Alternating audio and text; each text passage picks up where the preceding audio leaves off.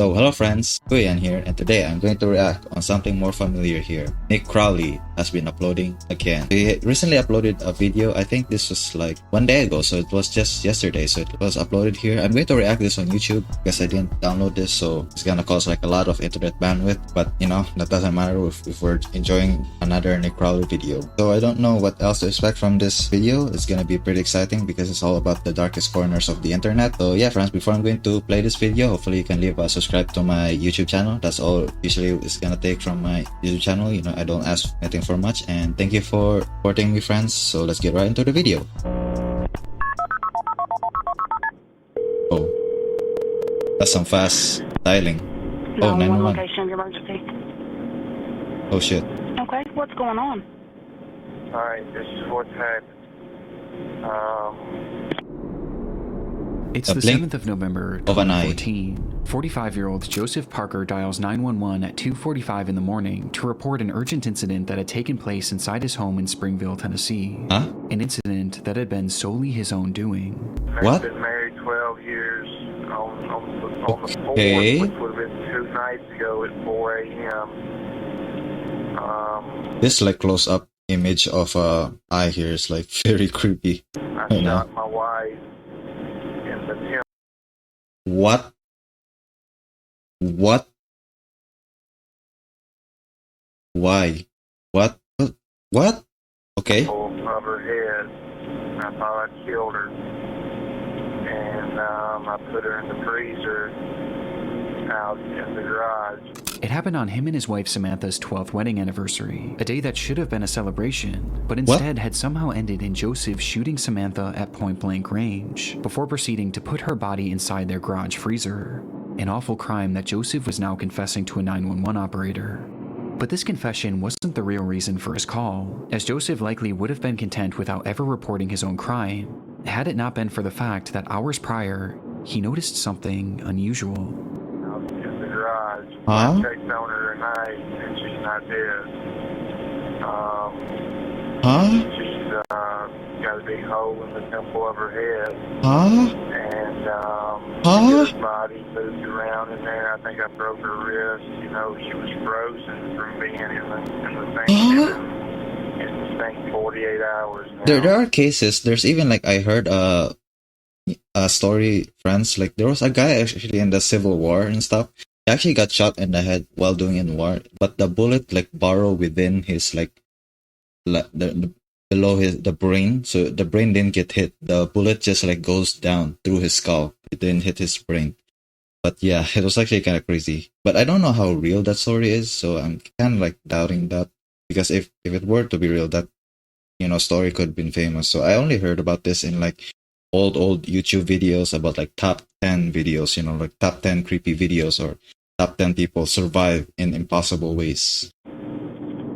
According to Joseph, Samantha was still alive, despite having a large hole in her head and spending so long in their freezer that she was seemingly frozen solid. When he checked on her that morning, he realized that she wasn't actually dead and was even still conscious. The scenario Joseph was describing should have been impossible, with it being so outlandish that Joseph felt the need to tell the operator that— I mean, even if I was like listening to this, like operators like, okay, you shot your female, you shot your wife and then she's alive. It's like, kind of like a fantasy story here, here, brother. this wasn't a prank. Like what? No prank call. I need somebody to get out there and help her out. But Huh? I promise you this is a legit call, and I need somebody to get out there and help her. Also, what's your reason on shooting your wife to begin with? I still love her. It's hard to believe that after that, but I love her. I still love her. Shut the fuck up, man. I loved her every day I've been married to her. What the fuck? A rough stretch here. He was being serious, and all he wanted to do now was get Samantha help, as he claimed to still love her despite everything he had done. And help couldn't come quickly enough, as Joseph went into greater detail about just how bad Samantha's condition was, and how he was able to determine she was alive in the first place. She's been frozen for 2 days. She's frozen solid. It's amazing. Wait a minute. Is he like hallucinating or something? This may be some case too. Like he's maybe like joking and stuff, or not joking in a way. He's probably like having some schizophrenic episode or something. Like he's probably hallucinating in some shit. She's still alive. She's getting called. She might be dead in this case now, but in his mind, I think she's still alive in some cases. Somehow. Maybe. She's in bad shape. She's a mess. She can't talk. I could get her to blink. Blink once means yes. Blink twice means no. Despite being unable to speak or move, Samantha was still blinking, and was actually blinking in response to questions Joseph was asking her, once for yes and twice for no. And in a moment of what appears to be a regret for what he had done, he tried to make things better by giving her blankets and pouring water in her mouth. Yes, she's still in the garage. I made her as comfortable as I can make her. Yeah, I'm pretty sure it's crazy. Water. These responses led to a lengthy one-sided conversation that ended with Joseph vowing to get her help, which he was attempting to do now as he drove miles away, clearing the scene for authorities and paramedics to save her, while calling 911 and explaining the surreal scenario. We don't Wait, you're calling while you're driving? have a history of domestic disputes. We've never had And I wanted to always see like what happened in the end, Like at least in that way we can see the bigger picture on what's like happening in this like chaotic shit. sleeping up, and we just had a real bad night a couple of nights ago. And waving the gun around. What? Got myself in trouble. The two had a happy and healthy marriage that, for whatever reason, had turned sour on their anniversary, in what he referred to as a real bad night, where something in Joseph had snapped. But despite admitting to the murder, he made it clear that he had no intention of going to prison. He just wanted to make sure that Samantha was saved. Don't want to get arrested tonight and all that. Telling the operator that they'll find her in the freezer, before ending the call shortly after. Huh? Go to the garage. Can't yell for you. Can't yell. But you go to the garage to... Yeah, I'm pretty sure he's crazy. See her once you get to the garage. Yeah, I'm pretty sure she's fortunately dead in this case. I don't know what happened to this person. Sure enough, when authorities entered Joseph and Samantha's home and ventured into the garage, they would see Samantha's red hair flowing out from the side of the freezer, and Oof. inside, they would That is actually so creepy, man. find Samantha herself, frozen completely solid with a gunshot wound to her head, in the same exact manner that Joseph had described. But other than this, it was clear that Joseph's retelling of events was flawed, to say the least. Yeah. As Samantha hadn't just been placed inside the freezer, she had been jammed inside of it, as if he was desperate to get her to fit inside. So much so that he actually sawed off her left leg, along with making a series of other cuts to her body to get her to fit. Yeah, that's actually very insane. Like, I kind of like know he's kind of crazy, like talking this type of events. Like, that's actually kind of insane, man. Also, why did you shot your wife? It was like perfect marriage. What the fuck? This wasn't even the most damning revelation, with the most important having to do with Samantha's condition. Just by looking at her, it was clear to the first responders that Samantha was dead, and had been dead for days, likely having been killed instantly by the gunshot. Yeah. Meaning that the blinking Joseph had witnessed was entirely hallucinated. Yeah, it it never was could have hallucinating. happened, and yet that was his reality, and he fully believed it. Upon the That's actu- discovery, Joseph quickly became the #1 most wanted man in Tennessee, and that same day, police would track down his vehicle as he appeared to have From the been Tennessee. trying to flee the state. But the officers got to him first, pulling him over and then surrounding his vehicle, drawing their guns and preparing for anything. But just as Joseph had said on the phone, he had no interest in going to jail, and that was something he was dead Damn. serious about. When officers finally got his car door opened, they would find Joseph Parker in the driver's seat, dead from a self-inflicted gunshot wound to the head.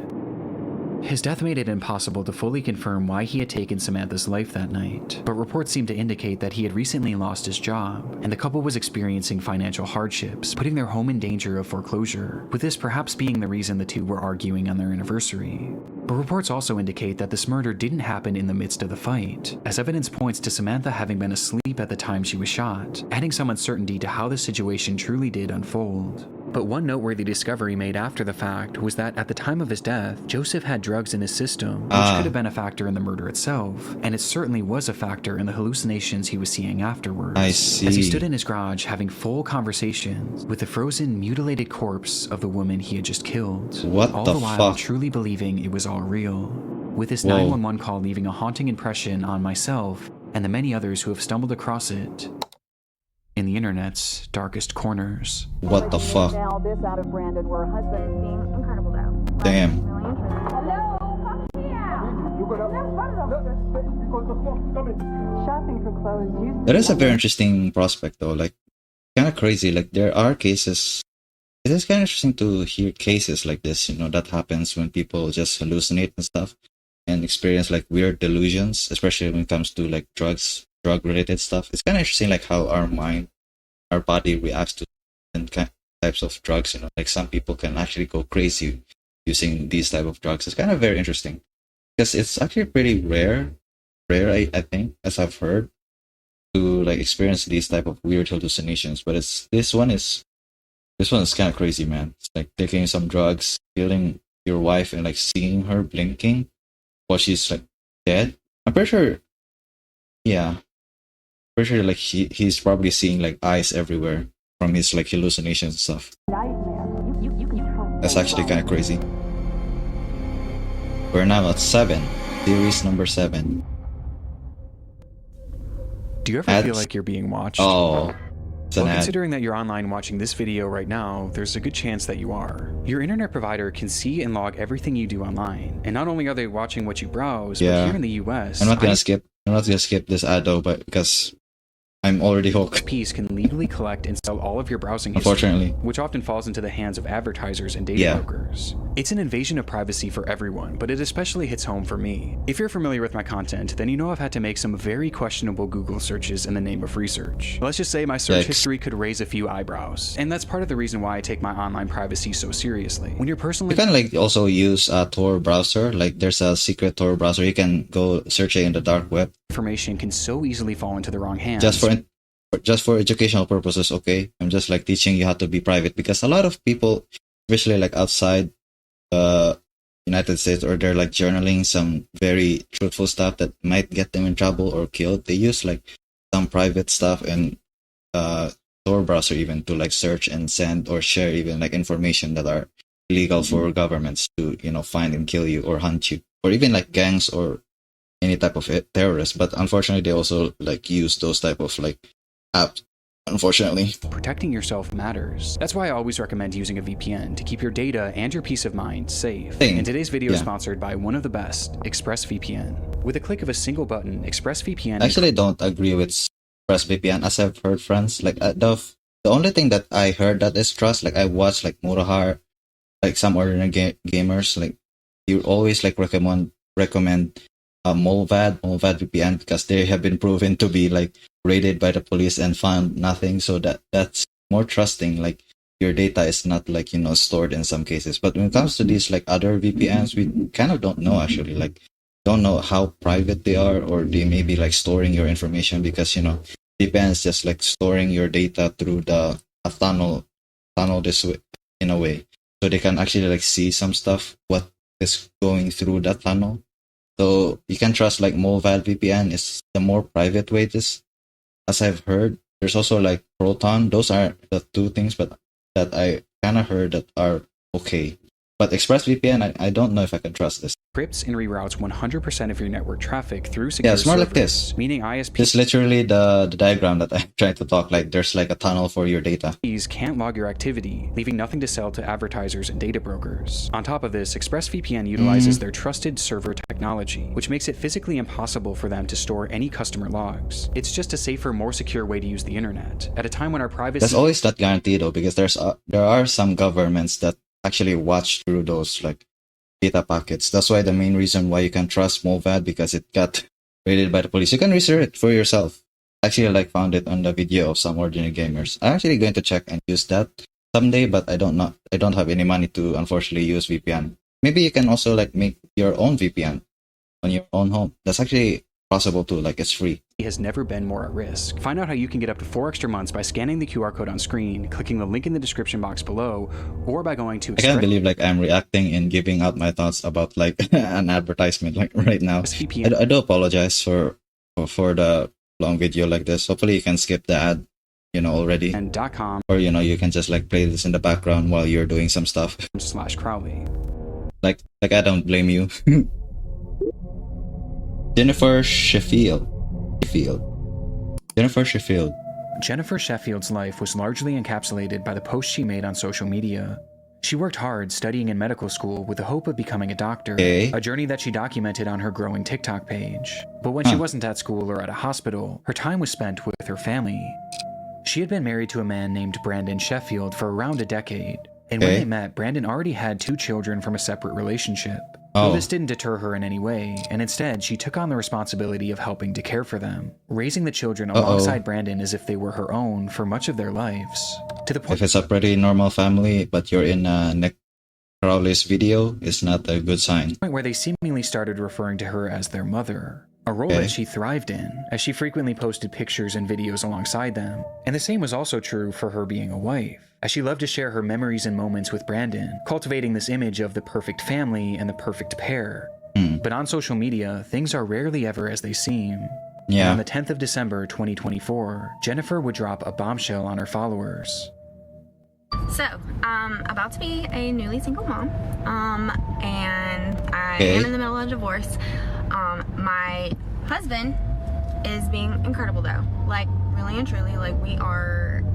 Whoa, don't use your phone while you're driving, man. Like, at least park the car. Working together, everything's Whoa. great. We're Whoa, whoa, whoa, whoa, whoa, whoa, whoa. Wait a minute.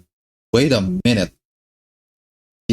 Her hand is not on the wheel, splitting Okay. everything down the middle, like you know, and she's driving. What the fuck is happening? Holy shit, this is fucking dangerous. everything is good. After approximately 10 years of marriage, Jennifer announced that she and Brandon were getting a divorce. There was no explanation for why. I don't even know like what she's saying right now because I was focused on her hand on the wheel. Just the simple fact that they were separated and had already started the divorce process, something that was reiterated by both of their Facebook relationship statuses as they Damn. shifted to single around the same time. Despite the sad and even shocking news, it was clear that they were handling it better than most. There didn't appear to be any resentment between them, as Jennifer described Brandon as having been incredible throughout the process, supporting her in any way possible, which was obviously good not only for them, but for their children, who were top of mind for the pair. It is a very civil divorce with our daughter in mind, and I really appreciate that. However, Yikes. you know, I'm gonna be a mom, single income right now. Oh He will shit. be helping with her. He will be supporting her. You Oh my know, god, I don't know why people do this, man. Like, they're playing Russian roulette here. So essentially, like, I'm really thankful that Eyes for on the that, road, woman. and that I will not have to worry so much about supporting her. It was apparent that there was some kind of custody split being discussed between them, which isn't really made fully clear in the video. Oh wait, like, But what was clear was how grateful Jennifer was for Brandon's support. But even with this help, this marked the first time in Jennifer's adult life that she was really on her own. I've never done this before. I've never been on my own before. So yeah, if you just have any tips, like, I would really appreciate it, because like I'm a little scared right now. oh, okay. It was uncharted territory and something that she was understandably nervous about. But despite her fears, Jennifer maintained an optimistic attitude. And thankfully, at this Okay. point, the divorce itself was going about as well as it could be. They were both supportive of each other, they were both thinking of the children, and Seems there seemed like- to be no bad blood between them. Yeah, good news. So, as I said before, on social media, things are rarely as they seem. Oh, okay. We have more breaking news now. This out of Brandon, where a husband and wife are dead following a murder. According to Brandon police, the couple was found on Toulon Street this morning after family conducted a welfare check on 30-year-old Jennifer Sheffield.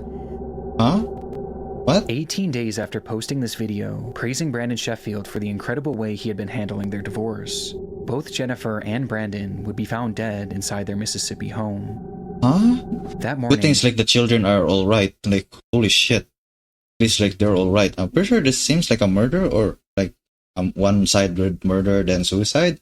Question mark? family members arrived at the house to perform a welfare check, but noted signs of foul play outside, leading to them calling the police. Okay. Inside, officers discovered the pair lying next to each other. Each had a single gunshot wound to the head, with one thing being blatantly obvious. Huh. Brandon Sheffield had been the one to pull the trigger both times, shooting Jennifer before turning the gun Interesting. on himself. What happened that night isn't fully understood, but the motive is fairly clear. This was likely the result of the divorce that Brandon had supposedly been handling so well.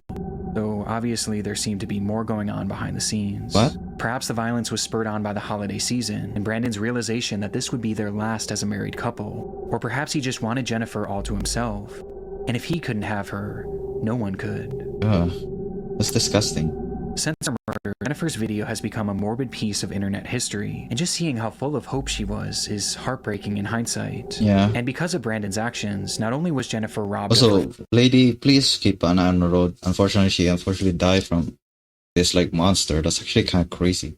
Kind of crazy, like some people who are in love, in this case, are very obsessive, very incredibly obsessive, like violent in a way. Future, but these children were robbed of their mother figure and their father figure all in one night. Damn. And making this even more devastating, some articles have claimed that one of these children was actually in the house during the shootings. Oh shit. What Brandon did was nothing short of evil, but surprisingly, not everyone has seen it this way, as the discourse around this case has somehow led to people actually sympathizing with him, and even blaming Jennifer for her own murder. I mean, we can't understand it, unfortunately. That's the thing. Like, we can't blame both parties, but there is one thing clear.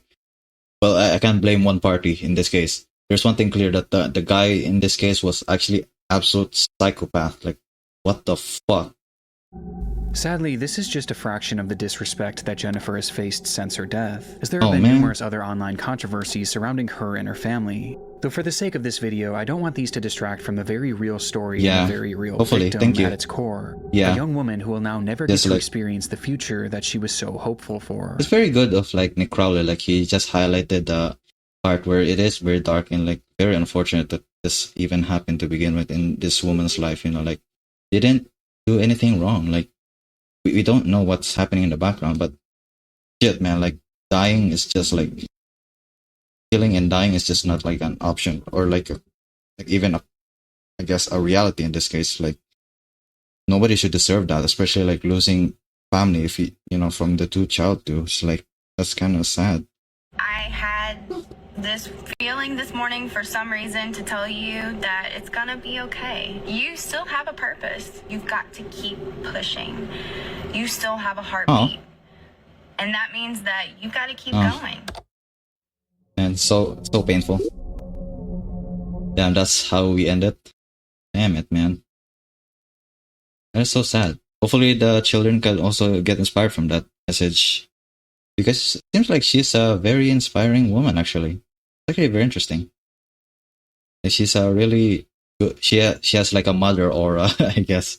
That's what the Gen Zs call it these days. Yes. So, yeah, chapter 3, stay put. It was unlike anything she had posted before. Put the cookie down. Shout out for people who know that. 31-year-old Rania Ibrahim's Facebook page, friends, family, and followers have been seems like from Arab, accustomed to seeing posts of her Eastern? children, various religious texts, and other media from her day-to-day life. But on June 14th, 2017, Rania would begin her very first live stream, and it was clear from the start that something had gone terribly wrong. What happened? Open the front door. Okay, don't open the front door. You're going to bring the smoke in. Okay. You're not going to be able to breathe. Your children scared maybe someone outside. They're in the... Oh, I'm pretty sure they're trapped in a building that was on fire. Are you sure? They've gone into the other flat. The footage is from Rania's perspective, as she and another woman discuss what lies behind the front door of the apartment unit they were in. The woman, believed to be 33-year-old Isra Ibrahim, told her not to open the door as it would let the smoke in, while Rania insisted that people might still be out there and in danger, eventually leading to her peeking outside, and in turn giving us a glimpse inside their nightmare situation. There's too much smoke here. Okay. What? Okay, I'm not opening it.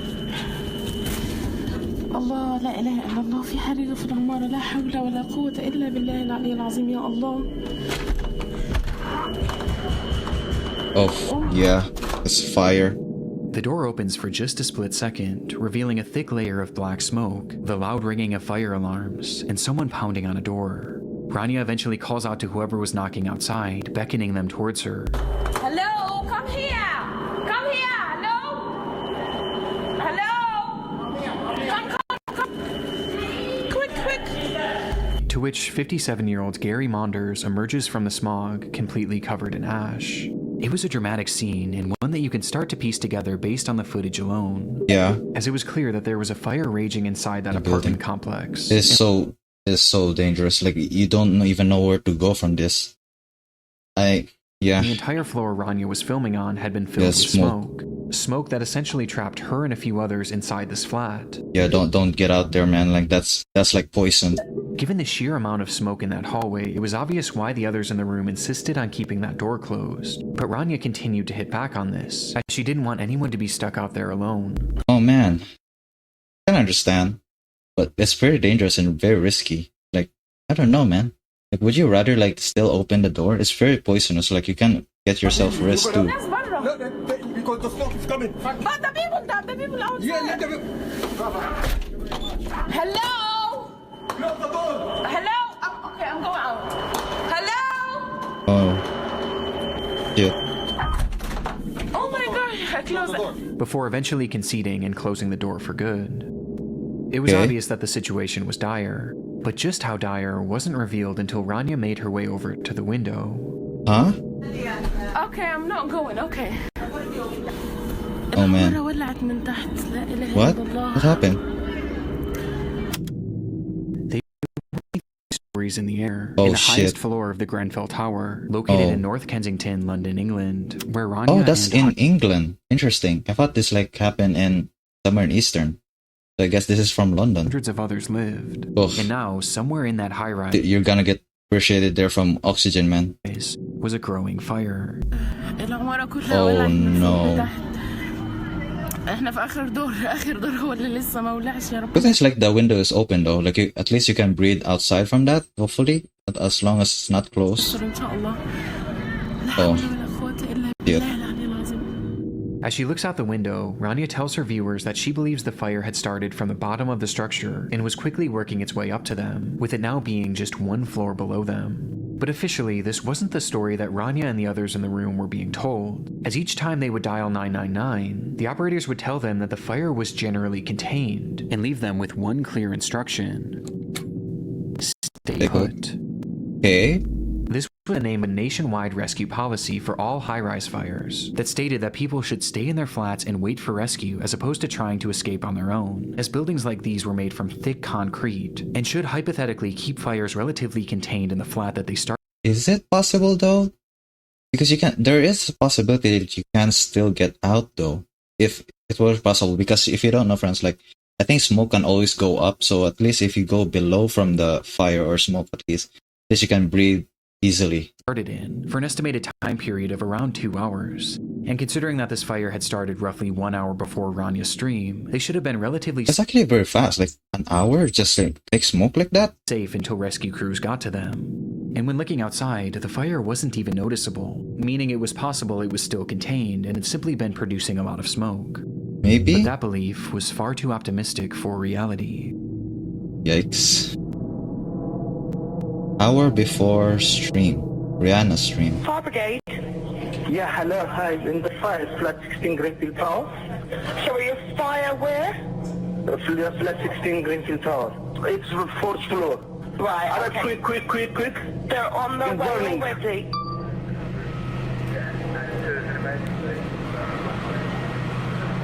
Oh shit. Oh no.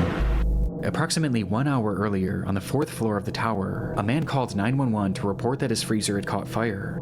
It was an incident that had happened through no fault of his own, and due to his quick phone call, firefighters would arrive on the scene within minutes. One Okay. of whom was wearing a camera that showed that they were able to handle the blaze in a relatively efficient manner. Okay. That's kind of cool. It's amazing that they have like fast. At least they have fast like The camera reaction. using thermal imaging and heat sensors to assure that the fire was fully out. The camera scans around, showing a few items strewn about that were still at relatively high temperatures. But I wonder if there are cases like, for example, like vacuum in a way to vacuum out the smoke from the building. That would be very interesting, like building engineering, and design and stuff. Like not only prevent fire, but also like get the smoke out of the building. other than that, the room was completely clear, and it seemed as though the fire was out for good, until the camera panned to the window. Huh?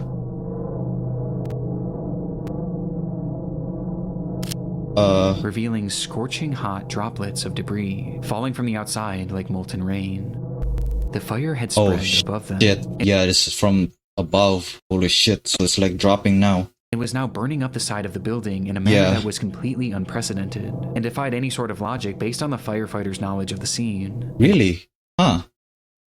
That's actually By the interesting. time they even realized what was happening, Get things out. were already out of hand. Yeah, holy shit, get out.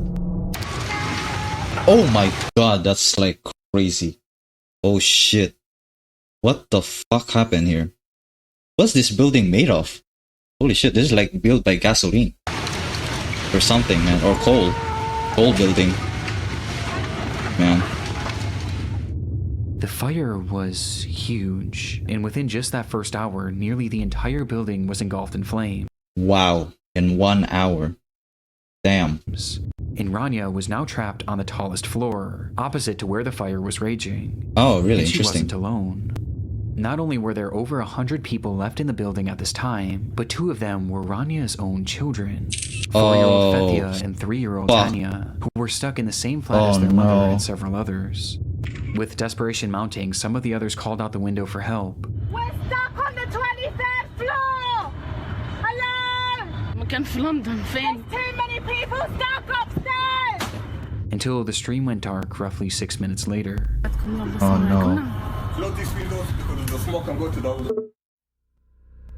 Damn. Despite things looking grim for the group on the 23rd floor, there was still some optimism about their rescue, as even 30 minutes after the stream had ended, those in the group were told once again by 999 operators to stay put, with the Okay. operator even telling them that the fire was contained to the 4th floor, which clearly wasn't the case. Yeah. Rania's sister later spoke to the media about Yikes. a phone call that they had shared around the same time, where she begged Rania to try and leave, recalling, "She did not. She respected and trusted and believed that they are coming to rescue them." And by this point, there were hundreds of rescuers Damn. on the scene, along with multiple helicopters flying around them, which only further kept their faith alive.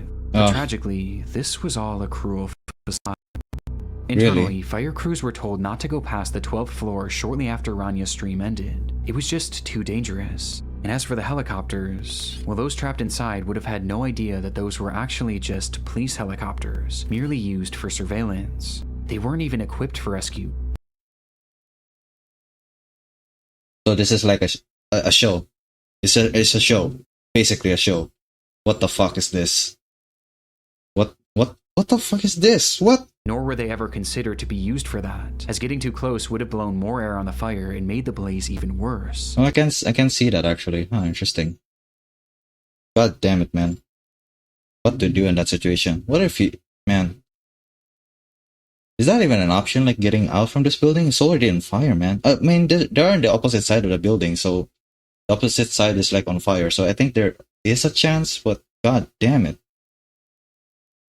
I guess the better case is to, I guess, run away and like hopefully find safety. But damn it, man. There's also hurt 2 children in this case. Like, oh man, so awful. Meaning that those helicopters offered them no chance at survival. They were entirely on their own, leading Damn. to authorities finally telling them to try and escape by themselves. But by this point, there was no point. This was Wow. 2 hours after That's a beautiful line there. But at this point, there's no point. Oh, painful. the fire had started, and an hour after Rania's stream, the fire had completely taken over the structure, and inside there was only one single stairway. A stairway that was now impossible to safely traverse for anyone on the higher floors. Wow. Even attempting it would have been a death sentence. The Wow. orders for them to shelter in place had cost them valuable time, and in turn, any chance at leaving while they could. And it was all for a rescue that was now impossible, leaving them Wow. completely trapped. It's also kind of case though, because if a lot of people like trying to get out in that building like in one way, you're gonna get trapped too. So there's also like a risk factor there, but at least they have a chance to at least get out from that building, you know. Anya, Fethia, Hanya, and everyone else shown in this live stream would perish in what we now know today as the Grenfell Tower Fire, a fire that claimed the lives of 72 people, and one of the worst fire tragedies in Europe's history. Wow. Wait, how many people die? This live stream would perish in what we now know today as the Grenfell Tower Fire, a fire that claimed the lives of 72 people, and 72 people. Damn. Rest in peace, man. But like, holy shit. Who made this building, man? Like, this should be like a fire hazard. This is such a. I wonder, like, the company who is building this, or even the owner of this, should have like some kind of check and stuff. Like, this is crazy. Like how this is like built in the first place to be extremely flammable. one of the worst fire tragedies in Europe's history. And while we've covered many large-scale tragedies on this channel before, Few have been more preventable than this one. Really? Wow. The Grenfell Tower was built back in 1974, and around the 2010s, its concrete exterior was beginning to look outdated in an area that was experiencing a wave of modernization. The neighborhood was becoming trendier and wealthier, and the tower was becoming an eyesore to some. And so the decision was made by the Kensington and Chelsea Tenant Management Organization, along with the Royal just like sue them, man. Sue them. Borough of Kensington and Chelsea to refurbish the exterior by adding new siding known as cladding to give it a more modern appeal. It was purely aesthetic, but its effects were horrific. What the fuck? The cladding was created by a company called Arconic, which had tested it numerous times to see how it held up to fire, and the results were awful. Their ACM cladding received a grading of F, with it being apparent that it was extremely flammable, with some likening it to gasoline due to how quickly it would erupt. Wow, so yeah, I actually got it right there. I guess my instinct was telling me that building was made by gasoline. It literally is compared by gasoline to flames, while also producing 3 times the amount of smoke as usual shit. Fires. But despite having these test scores and even acknowledging their failure in multiple emails sent throughout the company, notoriously following up their F score with the line, "Oops," they not only refused to fix the problem, but they also kept selling it, with one of their clients being the group working on the Grenfell Tower refurbishment. Damn. And it wasn't even a secret either.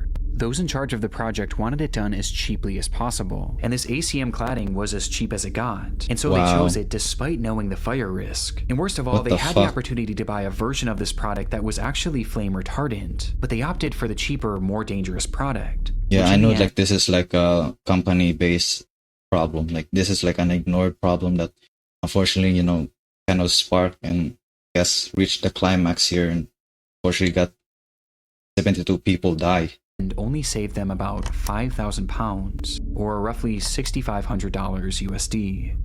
And it's worth it for 72 lives? God damn it, man. Arconic knowingly sold this flammable product. The companies working on the Grenfell Tower refurbishment knowingly bought the flammable product. And in the end, it all resulted in a disaster that they all should have seen coming. And when you couple this with the flawed orders to shelter in place, and the fact that there was only one stairwell, it was a recipe for disaster. This was always going to happen. This was a failure on so many levels for so many parties, and it all traces back to greed and the value of money over the lives of innocent people like Rania and her children. Despite the fire starting 8 years ago, justice has yet to be served, as investigations are still ongoing to this day, leading to an agonizing wait for all those who lost loved ones in the blaze, with the trials themselves not expected to start for another full year. The policy of stay put remains in effect to this day, though it has been slightly altered since the fire. Wow, nothing changed, huh? We live in a dystopian world. Nothing just changed, unfortunately. I'm really hoping like someday we can have like change, you know what I mean, friends? It's actually very, very awful that this even happened. It's also still kind of crazy, like our laws has been like extremely ineffective or slow in this case, but hopefully those like laws that has been implemented, hopefully have 100% guarantee to punish all of these like parties that has been like making this like fucking mistake. I'm really hoping for the best, man. This is just so bad. It is estimated there's still thousands of residential buildings in the UK, that are flammable. Chapter 4, don't hang up. It was the usual. Be careful there, friends. If you're living in the UK, like gonna be a lot of fire hazards. So live at the lower floor, hopefully a jumpable floor, and hopefully have some gas masks. I don't know though. Like I kind of don't know how to manage like if you're stuck in a building. I think if you're below, if you're below the building, I think there's like a lot of chances. But like, yeah. We'll start to the day for Rhoda McFarland. The 42-year-old manager of the Lane Bryant store in Tinley Park, Illinois, was no stranger to big sales. It's the Have It All sale at Lane Bryant. Lane Bryant had a habit of launching monthly clearance events, sending out flyers and airing commercials in the days and weeks before to let all of their customers know. And this day, February 2nd, 2008, was yet another one of these sales. She knew it would be a busy day, and potentially a stressful one for... I'm pretty sure this is like the financial crisis and stuff, like 2008. to 2009. one of her employees, as that morning only one worker was scheduled to open the store, something that Rhoda disagreed with, leading to her coming in to help, even though she had the day off. But like I said, this was a typical morning for her, as this was just the kind of person she was, always willing and wanting to help others. And as she clocked in for work that morning at 10 And if there's like good people in this video, man, in the Crowley videos, like I know their fate is already sealed. Well, not in the video, you know, like Crowley is the only one like making content from this and like reporting this and, you know, hopefully highlighting these unfortunate tragedies. But like, yeah, I think we already expect the worst for them that might happen. Yeah. She and her coworker braced for a potential rush of excited shoppers. The rush, however, wasn't as dramatic as they may have expected, and in the first 15 minutes or so of opening, only 5 people had entered the store, 4 of which were female shoppers looking for some deals, while the 5th was a delivery man who walked in holding a stack of papers. The man approached them and made casual conversation, but after a few minutes had passed, he kind of just lingered around, never actually delivering anything, which Rhoda found strange, especially considering that it was Saturday, a day that they typically didn't receive packages. Growing more and more suspicious by the minute, Rhoda quietly placed a call to a nearby Lane Bryant store, who confirmed to her that there was in fact nothing scheduled to be dropped off that day. But before she could even process this information, an incident was already unfolding around her. Oh shit. Out of nowhere, the delivery man pulled out a pistol and pointed it at the women, yelling at them to hand over the money from the register, before proceeding to round up Rhoda, her employee, and the 4 women shopping, demanding that they all give up their cash and jewelry. After he was satisfied with the collection, he forced the women to the back of the store, where one by one he bound them with duct tape, placing them each face down on the floor, and putting underwear over their heads to obstruct their view. In the minutes following, he would venture back out into the store where 2 other women had entered, and they too were then robbed and then forced into the back room, where they were eventually subdued, but not before he struck one of them in the face with his pistol, nearly knocking her unconscious. It appeared to be a fairly high-level robbery, but after he now had them all in the back room, the whole operation seemed to grind to a halt. It's actually very interesting though, like in America, there's no security guard. Like here in the Philippines, we have security guard almost everywhere. Like even per shop that we go, there's like security guard, or even there like police patrolling the streets, especially on cities too. Like even in my school, like there's like 6 like security guards. That's actually how crazy it is from here. But here in the USA, I was actually kind of shocked. Like there's not even like 1 security guard. That's actually very interesting. At least there's some security guard like guarding the store. It was like he didn't know what to do next, as he started pacing the room and slowly losing his cool. The minutes ticked on, and the more time that passed, the more agitated he became. It was clear that the pressure was getting to him, and sensing his disorganization, Rhoda seized the opportunity, quietly slipping her hand free, allowing her to call 911 through her Bluetooth headset. 911 emergency. Oh, smart. This woman is smart. Not only smart and kind-hearted. Holy shit. Okay. Despite the man being in the room with her and the others, Rhoda managed to alert authorities to her exact location, telling them to hurry and making it clear that the situation was urgent. Don't fuck this up, 911. Don't fuck this up. Holy shit. In the background, you can also hear the robber himself, whose disheveled state is apparent as he outwardly states, The operator was on it, quickly dialing dispatch and telling Rhoda not to hang up. Stay on the line. Let me get you to Tinley Park. Don't hang up. Okay. Though within just a split second, the call disconnected. Oh shit. By some stroke of good fortune, there was actually an officer in that shopping center only about 100 feet away, and from the time that Rhoda made that call, the officer managed to arrive on the scene within just a few minutes. He rushed inside the store, but inside he found nothing, until he made his way over to that back room. Oh no. Inside, he would find them. Oh shit. 6 women with underwear over their heads, lying on the floor, each one having been shot execution style just seconds after Rhoda's 911 call. Oh no. It was a mass murder. But in the midst of this awful scene, one thing was missing. The killer himself. What? And so authorities flooded the area, scanning and searching all over for the gunman, who was described as a black man with a husky build and a single braid that fell to his right cheek that ended in green beads. And the reason they knew exactly what he looked like wasn't because of security footage, as at the time the store didn't even have any CCTV cameras. Oh, come on, man. But instead, it was because one of the women actually survived. Oh. When the man began his executions, he moved his way over to the employee that Rhoda came in to help, and when he fired his gun, she moved at just the right moment, causing the bullet to graze her neck, to which she proceeded to then play dead so that the man wouldn't notice. Oh shit. And thankfully, he didn't.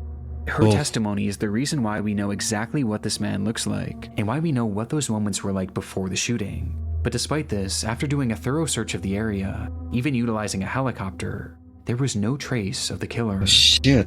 CCTV footage from a neighboring store showed that just before Rhoda made that call to 911, 2 large SUVs pulled up in front of the building right after the shooting likely occurred.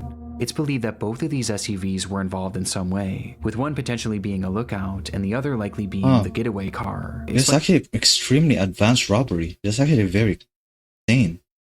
It's so sad, man. Like, all of them unfortunately died except for one. Holy shit. Explaining how he would have gotten away so quickly. Not to mention that the store was located right near the entrance of an interstate, which could have taken them out of the state extremely quickly. Wow. Actually, so... That's actually so advanced. Holy shit. 18 years ago. And today, neither the shooter nor the drivers have ever been identified. Marking a rare instance in which a mass shooting in America went unsolved, leaving us with so many unanswered questions to this day, with one of the biggest being the motive. Police have labeled this as a robbery gone wrong, which does seem to be the case. But why Lane Bryant? And why come in the morning when there was next to no cash in the register? I mean, in total, the killer only made off with about $200, and that's including the cash he stole from the women. That's also extremely advanced way to like rob a store. Actually interesting. One of the main It's almost like Ocean's 11, some shit. Main theories today is that the killer had planned on taking customers hostage as they entered the store, but perhaps he grew frustrated at the lack of customers that day, until he eventually noticed that Rhoda was making a 911 call, which caused him to panic and start shooting. But what always gets me about this is that he never covered his face at any point, which makes me wonder if he was planning on killing these women all along. Though if that's true, how... Or he's probably like an immigrant somehow, but this is actually so extreme though. This is so extreme, this is so precise too. Could this ever have been worth it? Yeah, like just what? how bizarre this whole situation is. Some have posed other theories, like perhaps this was someone with a drug addiction who was looking for quick cash to get his next fix. Perhaps explaining his rapidly deteriorating behavior. Makes sense even too. That the suspect was actually a woman who never got caught because police were primarily looking for a male. But it's impossible to know for sure at the moment, and might not ever be known, as despite having survivor testimony, an exact description of this man's face and body, his voice, and even his DNA, which was discovered under one of the victim's fingernails, we still have no idea who this man is, or where he went. What? Oh, 100,000. So, hey friends, like if you're familiar with this face, like, you know, you can probably, hopefully find him. Brand Tipline dailypark.org. It's actually very interesting. It's also kind of cool, like seeing like bounties like this, like trying to find like people who are, you know, legal stuff that doing this, man. Like, kind of crazy. Like, And it's kind of crazy too. Like, this is the only guy that they found. Kind of crazy. Like, there's still like unknowns in the world that even killers like this can still get away, even from all the surveillance and stuff. Today's world, you know what I mean? That's how crazy it is in today's world. That's so creepy. Yeah, friends, that's actually very interesting. It's actually so sad to like, not even a slight of good news, unfortunately. But hey, you know what you expect from all these dark YouTube channels. This is what I enjoy from them. There's always like something that, unfortunately, sad things that happen from this. Yeah, friends. Wow. I think I need a little bit of breather there. That's actually crazy. Yeah, friends, hopefully you enjoyed that. I don't know if I did, because I'm always like confused if I ever enjoy like dark stuff like this type of videos. It's always like enjoying to have like, you know, Nick Crowley or Expo, like been watching them for like years and years. So it's just so fun to like seeing like stories like this that are, you know, unfortunately have been forgotten or, you know, have been taken to light too. Like they kind of highlight, they show like these past tragedies, unfortunately, and give them like a new knowledge to like see this type of tragedies, you know, and look at them at a different perspective, I guess. So yeah, thank you friends for watching, and Good afternoon.